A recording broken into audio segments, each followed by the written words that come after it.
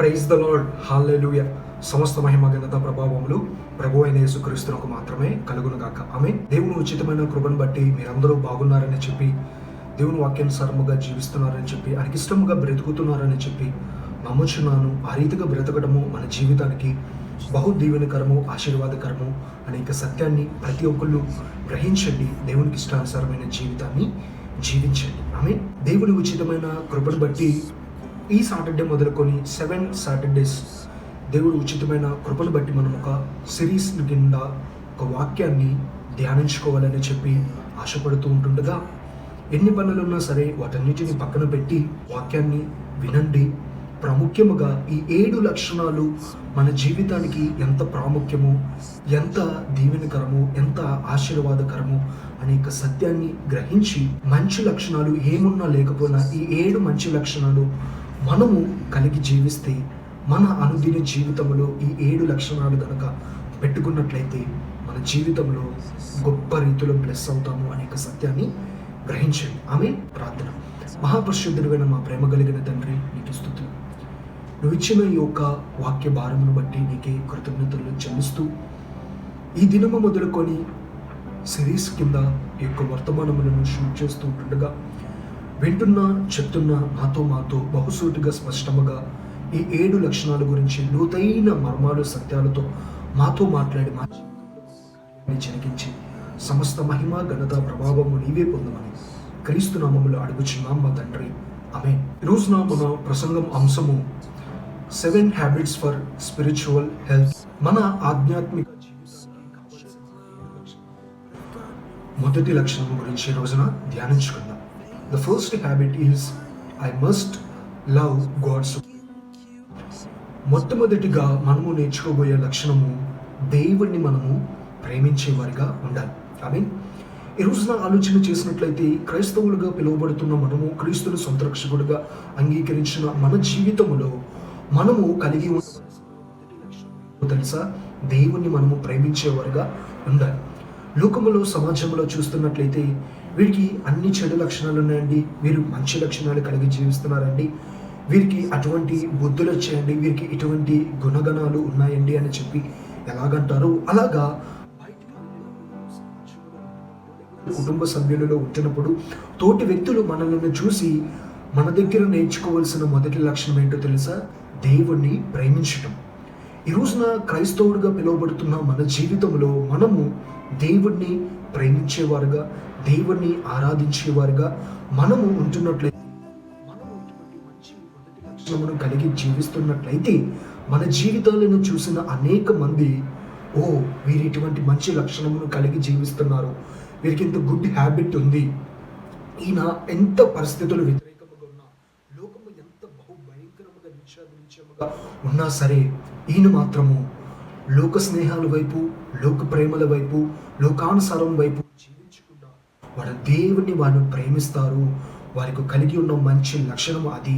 ఆ లక్షణమును బట్టి మనము కూడా ఆయన దగ్గర నుంచి నేర్చుకోవాలి అనే రీతిగా మన జీవితంలో ఇటువంటి మంచి లక్షణము కలిగి జీవించాలి అనేక సత్యాన్ని గ్రహించండి. మత్తయి సువార్త 22వ అధ్యాయము 36వ వచనం నుంచి 38వ వచనం వరకు క్లుప్తముగా ధ్యానించినట్లయితే అక్కడ కనబడుతున్న మాట, నీ పూర్ణ హృదయముతోను నీ పూర్ణ ఆత్మతోను నీ దేవుడైన యెహోవాని నీవు ప్రేమింపవలెను, ఇది ఆజ్ఞలలో కూడిన మొదటి ఆజ్ఞ అని చెప్పి స్పష్టముగా కనబడుతుందండి. మన పూర్ణ హృదయముతో, మన పూర్ణ మనసుతో మనము దేవుణ్ణి ప్రేమించే వారిగా మనము ఉండాలి అనేక సత్యాన్ని గ్రహించండి. ఒక మనిషిని మనము ప్రేమిస్తున్నప్పుడు, ఒక మనిషిని మనము లవ్ చేస్తున్నప్పుడు ఎట్టి రీతిగా మనము ట్రీట్ చేస్తాము, ప్రతిదినము మాట్లాడతాము, ప్రతిదినము ఎలా ఉన్నామని మంచి చెడు తెలుసుకుంటాము, ప్రతిదినము వారు బాగుండాలి అని చెప్పి మనము కోరుకుంటాము, ప్రతిదినము అదే ధ్యాస, అదే ఆలోచన, అదే ఒక తలంపు, ఆ రీతిగానే మన జీవితంలో ముందుకు కొనసాగింపబడతాము వారిని సంతృప్తి పరచటము కొరకు. ఈ రోజున అటువంటి ప్రేమల గురించి మనము నేర్చుకుని అటువంటి ప్రేమ వైపు వెళ్ళేవారుగా కాకుండా మనము పూర్ణ హృదయముతోనూ పూర్ణ మనసుతోనూ మన దేవుణ్ణి ప్రేమించేవారిగా ఉండాలి. అంటే మన దేవుణ్ణి ప్రేమించటము అని అంటున్నట్లయితే ఆయనతో మాట్లాడాలి, ఆయనతో సమయాన్ని గడపాలి, ఆయనకి కృతజ్ఞతాస్తుతులు చెల్లించాలి, ఆయనని ఆరాధించాలి, ఆయనని మన జీవితంలో ఉన్నతముగా మనము పెట్టుకోవాలి. ప్రాముఖ్యముగా మన 24/7లో దేవుడు మనకిచ్చిన సమయాన్ని బట్టి మనము ఆయన గురించి ఆలోచించాలి, ఆయన మాటలే ధ్యానించాలి, ఆయన వాక్యాన్ని మనము తలుస్తూ ఉండాలి.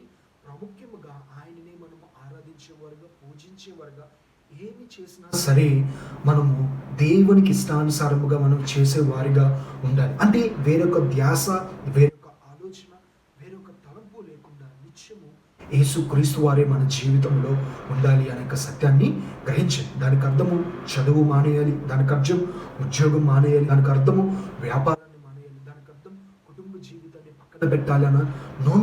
ఇవన్నీ కాదు. వీటన్నిటినీ దేవుడు మనకు చేయమని ఇచ్చి ఉన్నాడు. అయితే వీటన్నిటికన్నా ప్రాముఖ్యమైనది, వీటన్నిటికైనా శ్రేష్టమైనది, వీటన్నిటికన్నా ఉన్నతమైనది ప్రభు అయిన యేసు క్రీస్తు వారు. కాబట్టి ఆయనని మనము పూర్ణ హృదయముతో ప్రేమించేవారిగా ఉండాలి, పూర్ణ మనస్సుతో మనము ఆయనని ఆరాధించేవారిగా ఉండాలి. ఇది మొదటి ఆజ్ఞగా ఉంటుంది. ఆయన సూపర్ న్యాచురల్ గాడ్, ఆయన సుప్రీం గాడ్, ఆయన సార్వభౌమ అధికారి, ఆయన అంత గొప్ప దేవుడు. ఆయనను మనము ప్రేమించేవారిగా ఉండాలి. ఈ లక్షణమును మనము కలిగి జీవించినప్పుడు మన జీవితంలో తప్పనిసరిగా అద్భుతాలు మనము చూస్తాము అనే సత్యాన్ని గ్రహించండి. ఈ రోజున దేవుణ్ణి ప్రేమించటము అని అంటున్నట్లయితే ప్రార్థన చేశామండి, వాక్యము చదివానండి, చర్చికి వెళ్ళానండి, అంత మట్టికే కాదు. నిన్ను వలె నీ పొరుగు వారిని కూడా ప్రేమించాలి, నిన్ను వలె నీ పొరుగు వారిని కూడా నీవు ట్రీట్ చేయాలి. ప్రాముఖ్యముగా దేవుని మందిరము కొరకు నీవు ఉపయోగపడేవారిగా ఉండాలి. ప్రాముఖ్యముగా దేవునికి ఏదైతే ఇష్టమో అటువంటి కార్యక్రమములు, పలు పాటలలో మనము నిమగ్నమై ఉండేవారుగా కూడా ఉండాలి అనేక సత్యాన్ని గ్రహించాలి. దేవుని ప్రేమించడం అంటే ఆయనకి ప్రార్థన చేశా, ఆయన కొరకు ఉపవాసం ఉన్నాను, ఆయన సంఘానికి వెళ్ళాను, ఆయన వాక్యాన్ని మనము ధ్యానించుకున్నాం, అంతే అయిపోయింది, నేను దేవుని ప్రేమిస్తున్నాను. నో. ఇటువంటివన్నీ చేయాలి. ప్రాముఖ్యముగా దేవుని వాక్యానుసారముగా జీవించాలి. ప్రాముఖ్యముగా దేవుడు ఏదైతే చెప్పి ఉన్నాడో అవన్నిటిని కూడా మనము చేసేవారుగా ఉండాలి అనేక సత్యాన్ని ప్రతి ఒక్కళ్ళు గ్రహించాలి. కాబట్టి 7 హ్యాబిట్స్ ఆఫ్ అవర్ స్పిరిచువల్ లైఫ్లో మొట్టమొదటి గుణలక్షణం, మొట్టమొదటి హ్యాబిట్ మనము ఏమి నేర్చుకున్నాము అని అంటున్నట్లయితే దేవుణ్ణి మనము ప్రేమించాలి. I must love God. నేను తప్పనిసరిగా దేవుణ్ణి ప్రేమించే వ్యక్తిగా ఉండాలి. ఈ లక్షణము లేదా ఈ గుణము మనలో లేదా మన జీవితము ఎంత ఎదిగినా, ఎంత జ్ఞానము సంపాదించుకున్నా అది వ్యర్థమే అనేక విషయాన్ని సమయమునందరూ ప్రతి ఒక్కళ్ళు గ్రహించండి. దేవుణ్ణి ప్రేమించినప్పుడు, దేవుణ్ణి హృదయపూర్వకముగా ఆరాధించినప్పుడు అది మన జీవితము వ్యర్థమే. ఇక్కడ మనం చూస్తున్నట్లయితే మత్తయి సువార్త 22వ అధ్యాయము 36వ వచనం నుంచి 38వ వచనం మనకు స్పష్టంగా చెప్పబడుతున్నది ఏంటి అని అంటున్నట్లయితే, నీ పూర్ణ హృదయముతో, నీ పూర్ణ మనస్సుతో నీ దేవుడైన యెహోవాని నీవు ప్రేమింపాలి. ఇక్కడ చెప్పబడుతున్న మాట పూర్ణ హృదయముతో నువ్వు దేవుని ప్రేమించాలి, నువ్వు దేవుణ్ణి ఆరాధించాలి అని కాదు, పూర్ణ హృదయముతో. పూర్ణం అంటే కంప్లీట్గా, ఫుల్ఫిల్గా, అంటే దాంట్లో ఒక మచ్చ లేకుండా, ఒక సందేహం లేకుండా, ఒక డోకా లేకుండా సరే మనం పూర్ణ హృదయంతో 100% దాని మీద కాన్సన్ట్రేషన్ చేయాలి, 100% దాని మీద ఎఫెక్షన్ ఉంచాలి, 100% మనము దాని మీద గురిపెట్టి మనము ఆ రీతిగా మనము దేవుణ్ణి ప్రేమించేవారుగా ఉండాలి. ఏదో పైపైన ప్రేమించేసామండి, దేవుణ్ణి ఆరాధిస్తున్నాం కదండి, నో, నథింగ్. ఎప్పుడైతే ఇటువంటి గుడ్ హ్యాబిట్ని మనము కలిగి ఉంటామో మన జీవితాలను చూసిన అనేక మంది వావ్, ఇటువంటి మంచి లక్షణము ఇతను కలిగి ఉన్నాడు అని చెప్పి అనేక మంది క్రీస్తుని వెంబడించుటకు, క్రీస్తు వైపు తిరుగుటకు ఆస్కారాలు ఉంటాయి. ప్రాముఖ్యముగా ఇటువంటి మంచి లక్షణమును చూసిన ప్రభువైన యేసుక్రీస్తు వారు నిన్ను తప్పనిసరిగా ప్రేమిస్తాడు, రక్షిస్తాడు, నడిపిస్తాడు, విడిపిస్తాడు, దీవిస్తాడు, సమృద్ధిలోనికి తీసుకుని వెళ్తాడు అనేక సత్యాన్ని ప్రతి ఒక్కళ్ళు గ్రహించండి. కాబట్టి ఈ సిరీస్లో ఫస్ట్గా మనం నేర్చుకున్నది ఏంటి అని అంటున్నట్లయితే దేవుణ్ణి మనము ప్రేమించేవారిగా ఉండాలి. ఈ రోజు నుంచి ఇటువంటి లక్షణము లేదా ఇంతవరకు ఇటువంటి సత్యాన్ని తెలియకుండా, ఇంతవరకు ఇటువంటి లక్షణములు కలిగి లేకుండా ఏదో బ్రతికిస్తాము, లేకపోతే దేవుణ్ణి ప్రేమిస్తున్నాము అంటే పూర్ణ హృదయముతో ప్రేమించట్లేదు, పూర్ణ ఆత్మతో ప్రేమించట్లేదేమో, పైపైన ప్రేమిస్తున్నాము. ఈ రోజు నుంచి దేవుని పూర్ణ హృదయముతో, పూర్ణ ఆత్మతో ప్రేమిద్దాము. తప్పనిసరిగా మన జీవితంలో దేవుని కృప మెండుగా ఉండను గాక. ఆమేన్. దేవుని ప్రేమిద్దాము, ఇటువంటి లక్షణము నాకు కావాలి అని అనుకున్న ప్రతి ఒక్కరు కూడా ప్రార్థనలో ఏకీభవించి దేవుని అడగండి. తప్పనిసరిగా దేవుడు దయచేటుకు సమర్థుడు. ఆమేన్. ప్రార్థన. మహాపరిశుద్ధుడైన నా తండ్రి, నీకు స్తుతులు. నీ వాక్యములో నుంచి సత్యాన్ని మాకు బయలుపరిచిన విధానం బట్టి వందనాలు నాయనా. నీ దేవుడైన యెహోవాని నీవు పూర్ణ హృదయముతోనూ పూర్ణ మనస్సుతోనూ నీవు ఆరాధించేవారుగా, ప్రేమించేవారుగా ఉండాలి అని చెప్పిన దేవా, నీకు వందనాలు.